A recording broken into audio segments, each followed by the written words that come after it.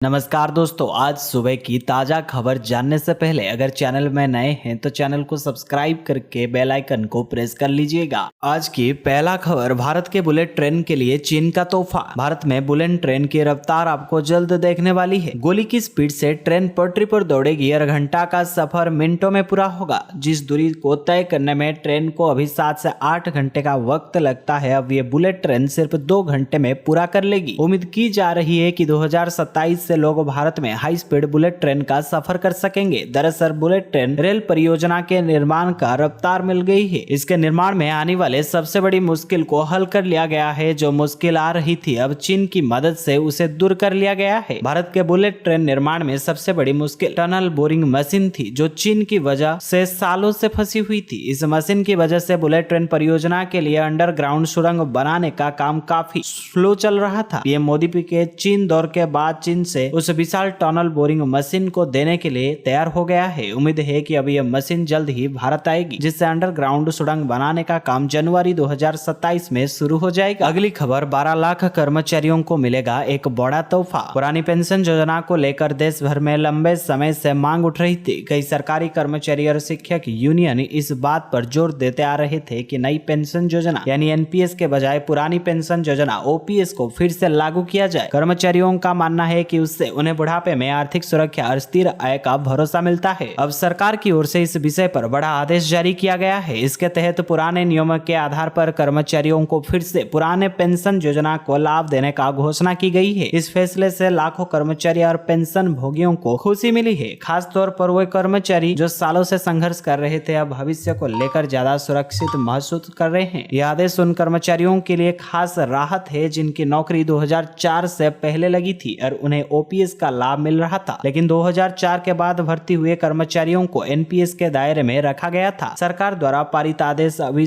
असमानता को कम करने का प्रयास माना जा रहा है। अगली खबर, केंद्रीय कर्मचारियों की चांदी, 3% महंगाई भत्ता बढ़ा। त्योहारी सीजन आते ही सरकारी कर्मचारियों को मिलने वाली खुशियां दोगुनी हो जाती है, खासकर तब जब सरकार कोई बड़ा तोहफा दे रहा हो। इसी कड़ी में केंद्र सरकार ने केंद्रीय कर्मचारियों के लिए दुर्गा पूजा से ठीक पहले एक बहुत अच्छी खबर सुनाई है। सरकार ने महंगाई भत्ते में 3% की बढ़ोतरी का ऐलान किया है। इस फैसले का सीधा फायदा देश भर के लाखों केंद्रीय कर्मचारी और पेंशन भोगियों को मिलेगा। यह फैसला बुधवार यानी 24 सितंबर 2025 को केंद्रीय मंत्रिमंडल के बैठक में लिया गया है। इस बढ़ोतरी के साथ अब केंद्रीय कर्मचारियों का महंगाई भत्ता 53% से बढ़कर 56% हो जाएगा। यह एक बड़ा कदम है, क्योंकि इससे कर्मचारियों की सैलरी में सीधा इजाफा होगा और उन्हें बढ़ती महंगाई से निपटने में मदद मिलेगी। यह नया महंगाई भत्ता 1 जुलाई 2025 से लागू होगा। इसका मतलब यह है कि अक्टूबर की सैलरी में बढ़ा हुआ डीए मिलेगा। साथ ही जुलाई से सितंबर तक के 3 महीनों का एरियर भी दिया जाएगा। अगली खबर, नीतीश सरकार ने बढ़ाई न्यूनतम मजदूरी, 1 अक्टूबर से लागू होगी नई दरें। बिहार सरकार की ओर से सभी प्रकार के कारीगरों के और कामगारों के लिए नया न्यूनतम मजदूरी में वृद्धि की गई है। राज्य में अकुशल श्रमिक को 428 रुपए, अर्ध कुशल को 444 रुपए और कुशल को 541 और अति कुशल श्रमिक को प्रतिदिन की न्यूनतम मजदूरी 660 रुपए होगी। इस संबंध में श्रम संसाधन विभाग द्वारा बुधवार को अधिसूचना जारी की गई। कामगारों की न्यूनतम मजदूरी की नई दरें 1 अक्टूबर 2025 से प्रभावी होंगी। अधिसूचना के मुताबिक कामगारों को वर्तमान मजदूरी दर में क्रमशः 4 रुपए, 5 रुपए और 6 रुपए की वृद्धि की गई है। विभाग के अनुसार नई महंगाई भत्ता के रूप में न्यूनतम मजदूरी बढ़ाई गई है। इससे पहले अप्रैल 2025 में न्यूनतम मजदूरी बढ़ाई गई थी।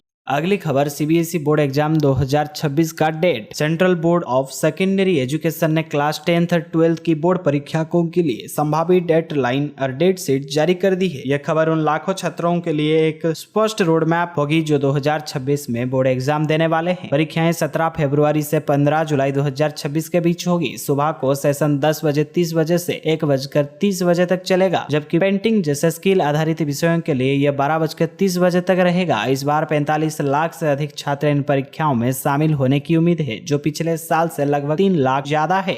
अगली खबर 199 और 98 रुपए वाले प्लान वैलिडिटी घटाकर वीआई ने यूजर्स को दिया बड़ा झटका। त्योहारी सीजन में जहां यूजर्स को ऑफर्स की उम्मीद होती है, वहीं वोडाफोन आइडिया ने अपने 2 लोकप्रिय प्रीपेड प्लान्स को वैलिडिटी घटाकर झटका दिया है। कंपनी ने 189 रुपए और 98 रुपए वाले प्लान्स की वैधता कम कर दी है, जिससे यूजर्स को पहले से कम दिनों तक बेनिफिट्स मिलेगा। 189 रुपए वाले प्लान में जानिए क्या क्या बदला। पहले वैलिडिटी 28 दिन था, अब वैलिडिटी 26 दिन का है। डाटा पहले 2 GB अब सिर्फ 1 GB है। अन्य लाभ अनलिमिटेड कॉलिंग प्लस 300 SMS है। यह बदलाव यूजर्स के लिए नुकसानवाद है, क्योंकि अब उन्हें 2 दिन कम सर्विस मिलेगी और डेटा भी घटा दिया गया है। वहीं 98 रुपए वाले प्लान में भी वैलिडिटी को 14 दिन से घटाकर 10 दिन कर दिया गया है।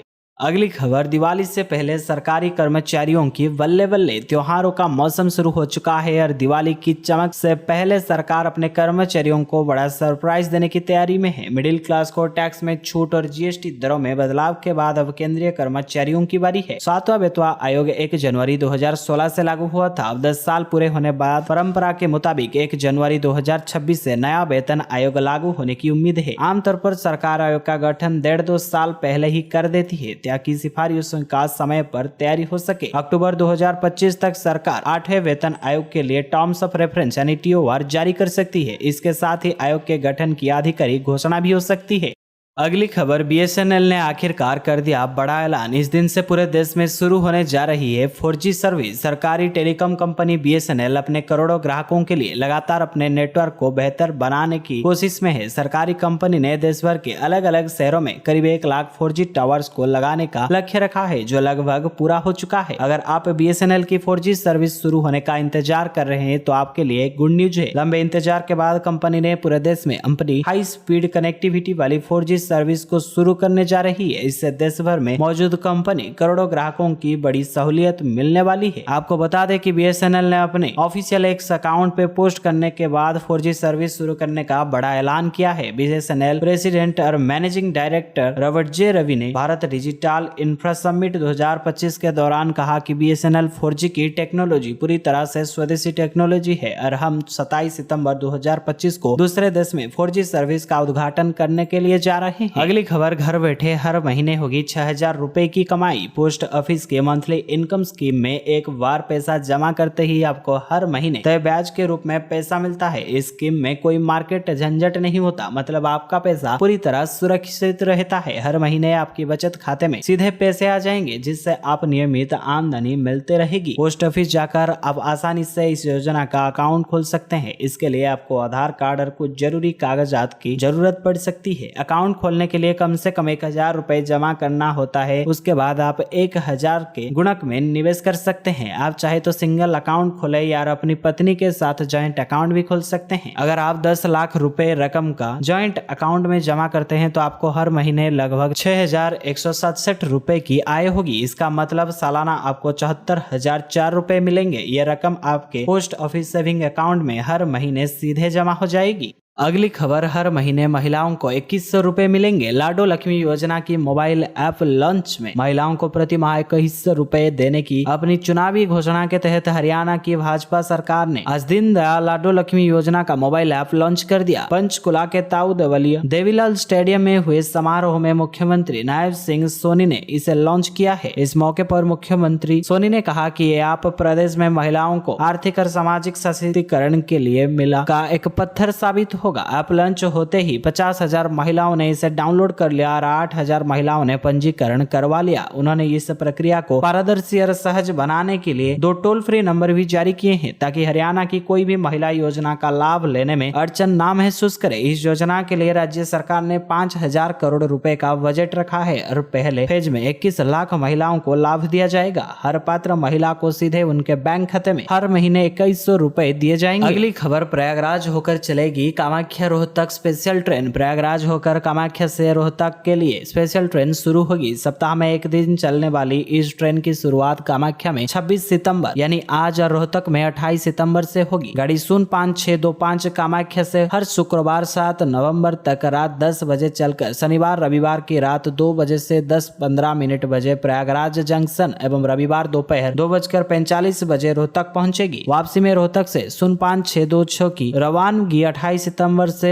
और नवंबर तक रात 10 बजे कर 10 बजे होगी। जंक्शन पर यह ट्रेन सोमवार सुबह 9:40 से 50 बजे एवं कामाख्या में मंगलवार दोपहर 3:30 बजे पहुंचेगी। एनसीआर के सीपीआरओ शशिकांत त्रिपाठी ने बताया है कि 21 कोच की इस ट्रेन में AC 3 एवं स्लीपर के 6, सामान्य श्रेणी के 4, AC 2 के 2, AC फर्स्ट, SLR एवं SLRD को एक कोच रहेगा। अगली खबर BMW की 70 टंकी में डाला 76 लीटर का तेल, निकालने पर मिला 57 लीटर। GT रोड पर अल्फा सिटी के समीप तेजेंद्र पेट्रोल पंप डीजल में बड़ा फर्जीवाद सामने आया है। बुधवार की दोपहर की एक BMW कार की 70 लीटर की टंकी में चालाक से पेट्रोल पंप पर कार्यरत महिला कर्मचारी ने 76 लीटर तेल की पर्ची थमा दी। पर्ची देख हैरान जताने हुए चालक ने कहा कि उसकी गाड़ी की टंकी ही 70 लीटर का है तो इसमें 76 लीटर का तेल कैसे डाल दिया गया। पुलिस की मौजूदगी में गाड़ी की टंकी से तेल बाहर किया गया और उसमें से 57 लीटर ही तेल निकला। करीब 2 घंटे तक यह हाई वोल्टेज हंगामा होता रहा है। पूरा घटनाक्रम इंटरनेट मीडिया पर प्रसारित हो रहा है। डिजिटल चालक रविंद्र ने बताया कि वो पेट्रोल पंप पर कार में डीजल डलवाने के लिए पहुंचा। पेट्रोल पंप पर महिला कर्मचारी थी, उसने उसे कहा कि कार की टंकी फुल कर दो। महिला कर्मचारी ने टंकी फुल कर दी। महिला कर्मचारी ने 76.7 लीटर डीजल की पर्ची उसके हाथ में थमा दी। चालक ने कहा कि ये कैसे हुआ, कार की टंकी तो 70 लीटर की है, आपने 76.7 लीटर डीजल कैसे डाल दिया। इस बात को लेकर पेट्रोल पंप पर बहस हो गई और मामला बढ़ने पर पुलिस बुलानी पड़ी। अगली खबर, नीट PG काउंसलिंग का शेड्यूल जल्द ही मिलेगा। जो कैंडिडेट्स मेडिकल मास्टर्स कोर्स में एडमिशन लेने के लिए इंतजार कर रहे हैं उनके लिए खुशखबरी है। मेडिकल काउंसलिंग कमीशन यानी MCG जल्द ही नीट PG परीक्षा के काउंसलिंग का शेड्यूल जारी कर सकता है। कैंडिडेट्स इसे आधिकारिक वेबसाइट mcc.nic.in पर जाकर चेक कर सकते हैं और अपने एडमिशन प्रोसेस की तैयारी शुरू कर सकते हैं। नीट PG काउंसलिंग में शामिल होने के लिए कैंडिडेट्स को आधिकारिक वेबसाइट mcc.nic.in पर जाकर रजिस्ट्रेशन करना होगा। नीट PG काउंसलिंग में रजिस्ट्रेशन करने के लिए आपके पास कुछ जरूरी दस्तावेज होने चाहिए, जैसे नीट PG का प्रवेश पत्र, admit card, result, rank letter और आपकी MBBS या BDS डिग्री का सर्टिफिकेट। अगली खबर, इस राज्य की सरकार इलाज के लिए देगी 10 लाख रुपए। भारत सरकार द्वारा लाखों लोगों को सुविधा देने के लिए अलग अलग प्रकार की योजनाएं शुरू की जाती है। अगर आप पंजाब के रहने वाले हैं तो बता दें, पंजाब राज्य में सरकार द्वारा स्वास्थ्य योजना शुरू की जा रही है, जिसके तहत व्यक्ति को इलाज के लिए 10 लाख रुपए का मुआवजा करा जाएगा। हालांकि यह कैशलेस होगा। मुख्यमंत्री सेहत योजना के लिए आवेदन प्रक्रिया शुरू हो चुकी है। इस मुख्यमंत्री सेहत योजना का लाभ न केवल आम लोगों को मिलेगा बल्कि सरकारी कर्मचारी, आंगनवाड़ी कार्यकर्ताओं और समाज के अन्य वर्गों को भी मिलेगा। यह पंजाब सरकार की हर नागरिक के स्वास्थ्य सुविधाओं तक समान पहुंच प्रदान करना है। पंजाब सरकार द्वारा जारी की जा रही इस योजना के तहत लाभार्थी को मुख्यमंत्री सेहत कार्ड बनाने के लिए जरूरत पड़ेगी। बता दें कि इसके लिए रजिस्ट्रेशन प्रक्रिया 23 सितंबर से पायलट प्रोजेक्ट के रूप में तरन तारण और बरनाला जिलों में शुरू हो चुकी है, जिसके बाद इसे पूरे पंजाब में शुरू किया जाएगा। इसके लिए सरकार के द्वारा पूरे इलाके में विशेष रजिस्ट्रेशन कैंप लगाए जा रहे हैं ताकि लोगों का पंजीकरण आसानी से हो सके। अगली खबर, BCCI ने किया टीमों का ऐलान, श्रेयस अय्यर संभालेंगे कप्तानी। भारतीय क्रिकेट कंट्रोल बोर्ड यानी BCCI ने ऑस्ट्रेलिया A के खिलाफ 3 मैचों की वनडे सीरीज और रेस्ट ऑफ इंडिया टीम की घोषणा कर दी है। इस सीरीज का पहला मुकाबला 30 सितंबर को कानपुर में खेला जाएगा, जबकि रेस्ट ऑफ इंडिया टीम 1 अक्टूबर को विदर्भ के लिए खिलाफ उतरेगी। इसके साथ ही BCCI ने श्रेयस अय्यर के रेड बॉल क्रिकेट से लिए ब्रेक को लेकर अपडेट भी दिया है।